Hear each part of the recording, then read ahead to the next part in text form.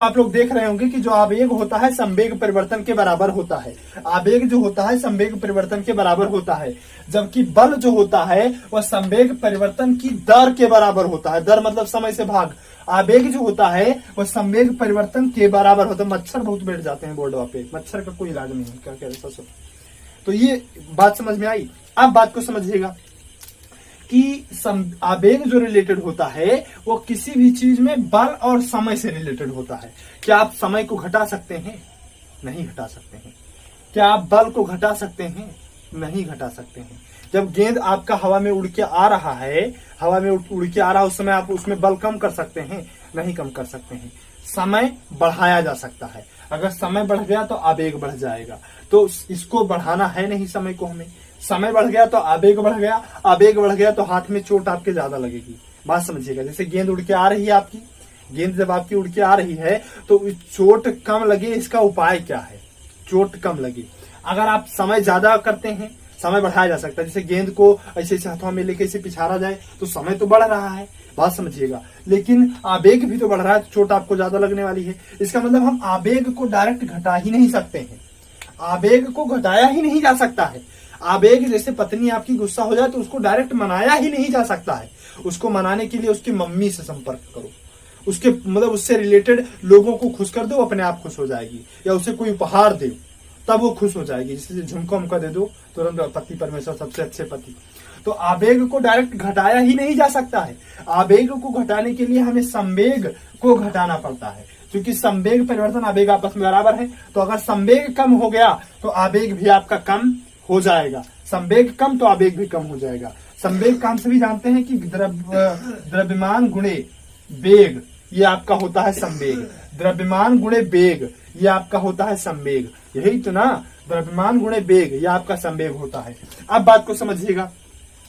जैसे गेंद जब आपकी चली, वहां से चली, तो गेंद का द्रव्यमान तो आप कम कर नहीं सकते हैं, आवेग को आप डायरेक्ट घटा नहीं सकते हैं। तो चोट से बचने का उपाय क्या है?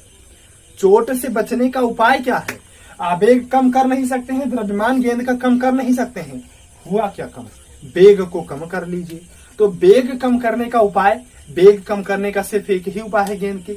मान लीजिए कि गेंद 60 की रफ्तार से आपकी ओर आ रही है। जैसे नाव आप पानी में चला रहे हैं तो नाव इधर को 60 की रफ्तार से जा रही है और पानी नाव को उधर से 40 की रफ्तार से ढकेल रहा है, 40 की रफ्तार से। तो फाइनली नाव कितने रफ्तार से चलेगी? तो आप बताएंगे कि 60 के स्पीड से नौवा जा रही है, 20 के रफ्तार से पनिया ढकेल रहा है। तो अब नाव 40 के रफ्तार से पनिया ढकेल रहा है, तो फाइनली नाव 20 के रफ्तार से आगे बढ़ रही है, यही तो बताएंगे। तो उसी प्रकार से वेग को कम करने का एक ही तरीका है कि 60 के रफ्तार से गेंद आ रही है, 40 के रफ्तार से आप अपना हाथ पीछे खींचिए।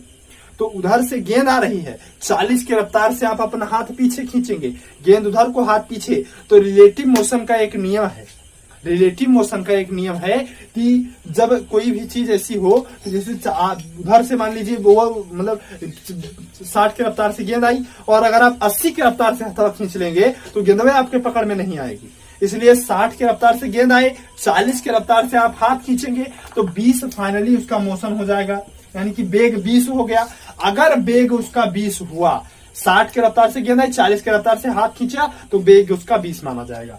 तो इसका मतलब वेग घट गया। अगर वेग घटा तो संवेग घट गया। भाई वेग घटा तो संवेग घट गया, और संवेग घटा तो आवेग घट गया, और हाथ में आपके चोट कम लगी।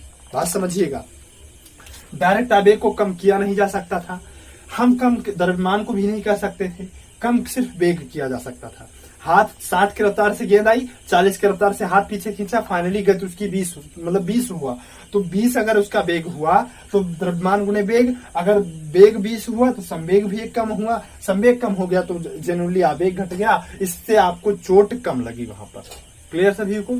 कोई दिक्कत? डायरेक्टली आवेग को कम किया नहीं जा सकता था। तो ये क्वेश्चन पूछता है, फंसाता है कि हाथ में खिलाड़ी द्वारा बैट बॉल जब गेंद द्वारा हाथ में कैच लेते समय हाथ में जो चोट लगती है उसका कारण होता है आवेग। क्योंकि गेंद द्वारा कम समय में हाथ में कम समय में ज्यादा बल लगाकर झटका दिया जाता है।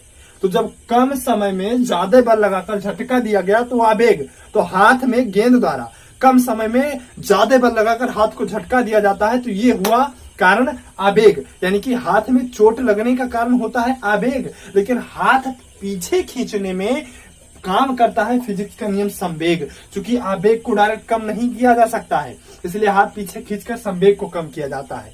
बात समझ में आई?